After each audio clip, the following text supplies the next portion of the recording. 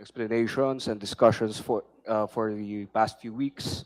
And I think it's time to now go on to the determination of whether there is probable cause in turn for each of the complaints. So, Madam Chair, I move for the determination of probable cause for the Sabalia complaint. There is a motion to declare the existence of probable cause in the Sabalia complaint. Is there any motion, any second? Second, Madam Chair. The same has been seconded. Is there any objection? There is no objection. I understand that this is a unanimous vote, but nevertheless, for accuracy of our record, may we request the justice members to raise their right hands. For those who are voting in favor of the existence of probable cause in the Sabalia complaint, please raise your right hand. Halos lahat. Lahat sila, oh. Wala si Suntay. Wala si, sino ba? Suntay. Si Rufus.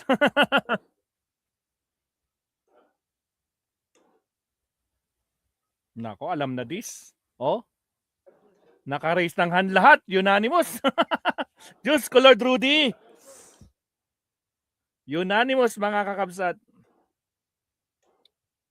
Nako po, mabibwisit na naman yung kampo ni Lustay nito. Ilan kaya to? Mga 30 plus.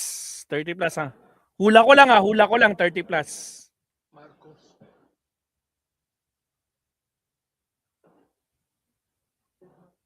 You may put down your hands. For the record, nobody registered an objection. And in accordance with our rules, that means that the motion is approved by unanimous vote. Nevertheless, for purposes of our records, let me place on the record that there are 53 Oh! justice members confirming their support in the motion to declare the existence of probable cause in the Sabalia complaint. So ruled. Boom! Next. May we solicit the motion for the Cabrera impeachment complaint. Madam Chair, The Honorable Franz Legaspi is recognized again. furthermore, Madam Chair, I move to determine the probable cause for the second impeachment complaint, the Cabrera complaint. Thank you, Madam Chair. There is a motion to declare the existence of probable cause in the Cabrera impeachment complaint. Do I hear a second? The same has been seconded. Is there any objection? Again, there is no objection. And pursuant to our rules, this means that the motion is approved by unanimous vote.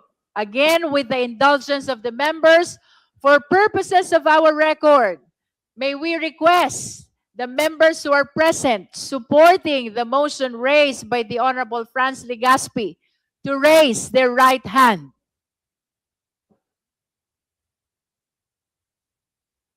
Naka-raise ng kamay lahat. Oh. Naka-raise naman ng lahat ng kamay. Alam na this. 53 pa din yan.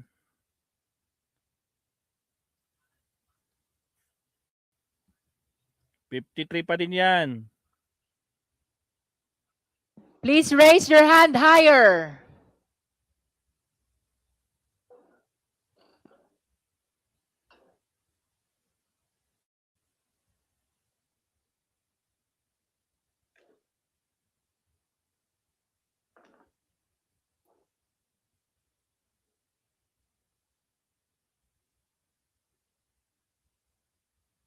Tapos ang maliligayang araw, mga kakabsat, nalpas. You may now put down your hands. Again, pursuant to our rules, nobody registered an objection to the motion for the declaration of the existence of probable cause in the Cabrera impeachment complaint. That means that the motion is approved by unanimous vote. Nevertheless, let it be placed on record that 53 justice members physically present confirm their support to the motion by raising their hands. So ruled.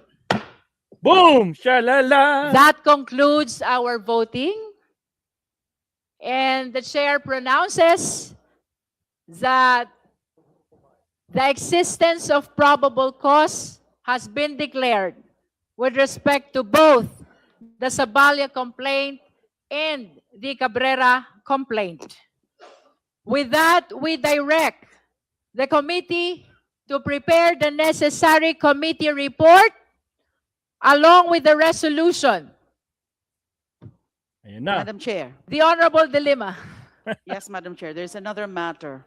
Before that directive of the Honorable Chair to the committee secretariat with respect to the transmittal of the records to this committee to the plenary, meron po akong isa pang motion na gagawin. I respectfully move that the two verified impeachment complaints, Ayun. the Sabalia et al. Combine. And the Cabrera complaints, be consolidated. Let me further explain briefly.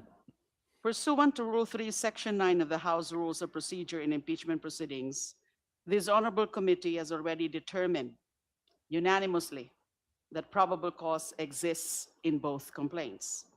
At this stage, malinaw ang proseso. The committee must submit a resolution setting forth the articles of impeachment for consideration ng House of Representatives in plenary, kung saan kinakailangan ng boto ng at least 1/3 of all members bago ito ma-approve at ma-endorse sa Senado. Precisely for this reason, kailangan malinaw, buo, at magkakaugnay ang mga artikulo ng impeachment. Madam Chair, alam na po natin ito.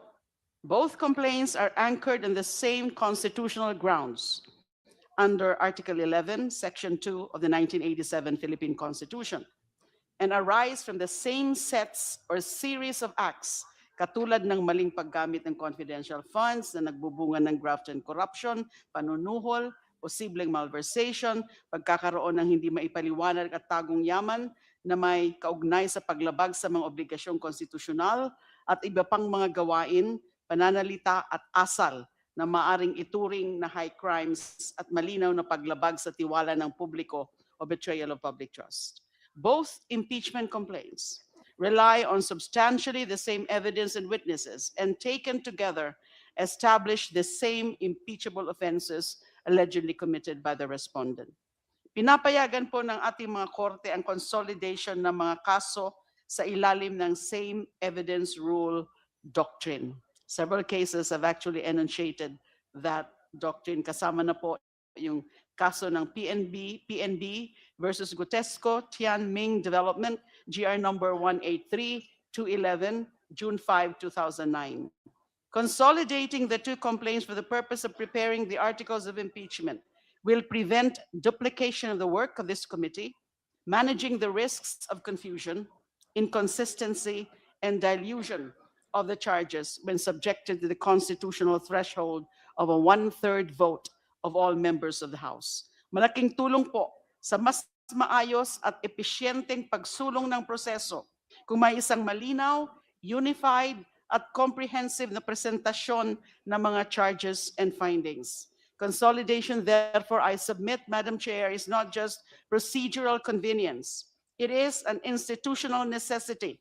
Itong magtitiyak ng consistency, clarity, at higit na kredibilidad ng proseso at magbibigay sa buong Kamara ng isang solid at coherent basis para magpasya. Accordingly, Madam Chair, dear colleagues, I most respectfully move that the two verified impeachment complaints be consolidated and reported to the House as a single integrated set of articles of impeachment faithfully reflecting the totality of the findings and evidence adduced in both complaints to enable the House as plenary to deliberate and act with coherence, efficiency, and full clarity on the question of accountability of the second highest official of the land. Maraming salamat po. I so move. There is a motion to consolidate the grounds in the Saballa complaint and Cabrera complaint under one articles of impeachment. Do I hear a second? Second, Madam The Chair. same has been seconded. Is there any objection? Hearing none, the motion is granted. With that, we direct the committee secretary. No, we direct the committee to prepare the committee report along with the resolution and the articles of impeachment. We further direct the committee to transmit the same to the complainant, the respondent vice president, and the justice members. The chair likewise announces the continuation of hearing on May 4, 2026, 10 o'clock in the morning at People's Center. Let this announcement be the notice to the justice members.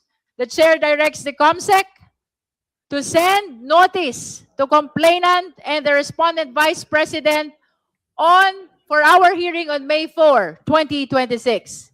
If there are no other matters to discuss, the chair is ready to hear the necessary motion.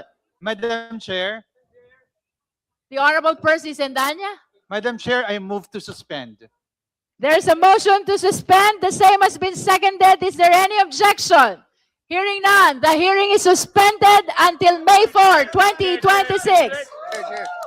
Adjourn.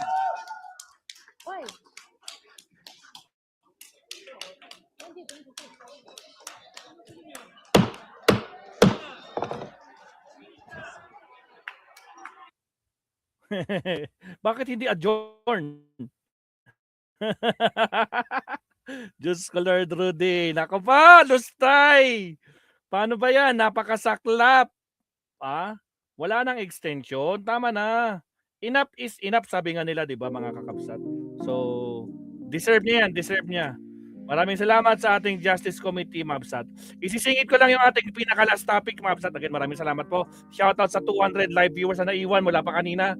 At syempre sa mga, hindi pa po nagla-like and subscribe. Like and subscribe tayo, Mabsat. Countdown tayo, Mabsat. Here we go.